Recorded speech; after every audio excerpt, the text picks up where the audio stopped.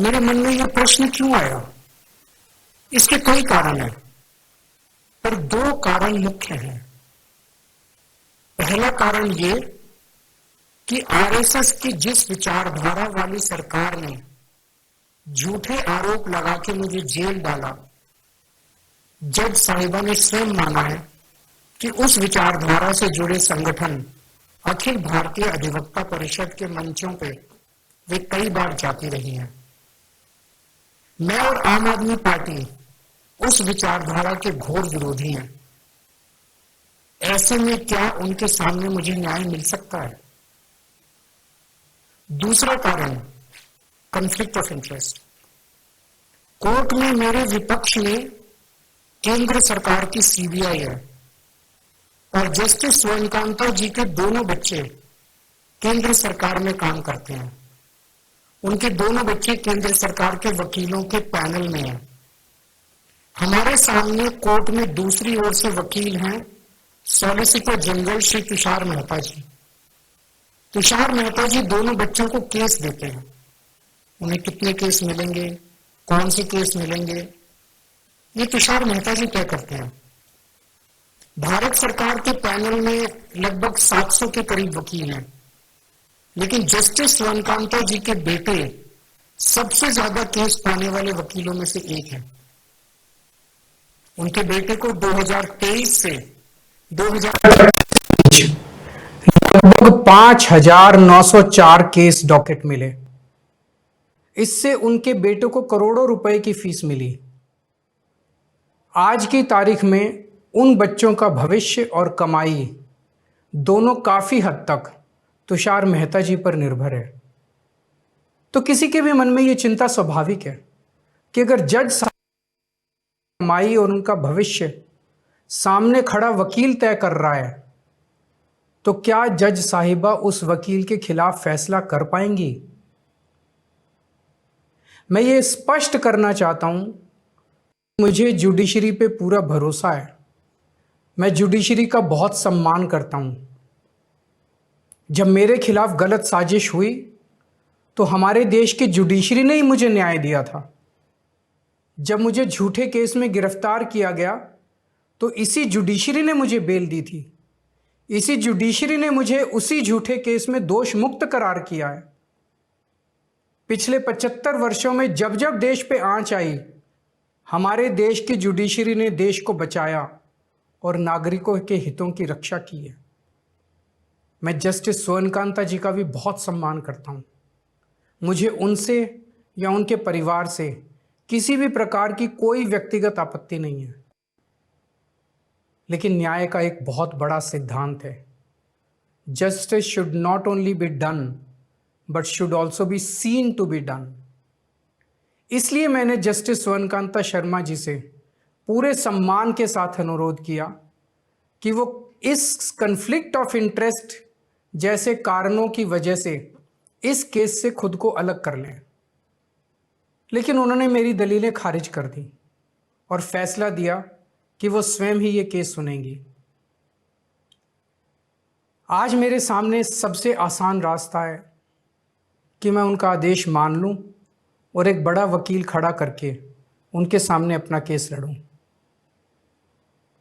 पर यह मुद्दा अब सिर्फ मेरे केस का नहीं है, बल्कि आम लोगों की प्रणाली पर भरोसे का है। ऐसी दुविधा के मौके पे बापू ने हमें सत्याग्रह का रास्ता दिखाया। बापू ने कहा था कि जब भी किसी अन्याय का सामना करो तो उसका पहला कदम विरोध नहीं बल्कि बातचीत होना चाहिए। अपनी बात अन्याय करने वाले के सामने पूरी विनम्रता के साथ रखनी चाहिए और उसे सुधारने का पूरा मौका देना चाहिए। सारी कोशिशों के बाद भी अगर न्याय ना मिले तो अंतरात्मा की आवाज़ सुनो। यदि अंतरात्मा की आवाज़ कहती है कि न्याय नहीं हुआ, तो शांति और विनम्रता के साथ सत्याग्रह करना चाहिए। फिर उसके जो भी परिणाम हों वो सहर्ष स्वीकार करने चाहिए। पर इस पूरे प्रकरण में व्यक्ति के प्रति किसी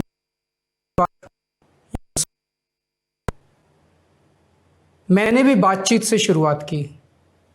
पूरी निष्ठा और विनम्रता के साथ जस्टिस स्वर्णकांता जी के सामने अपनी बात रखी। उन्हें इस केस से अलग होने के लिए याचना की। मैंने आग्रह किया कि मेरा केस हाई कोर्ट के किसी भी अन्य जज द्वारा सुन लिया जाए, लेकिन उन्होंने मेरी प्रार्थना अस्वीकार कर दी।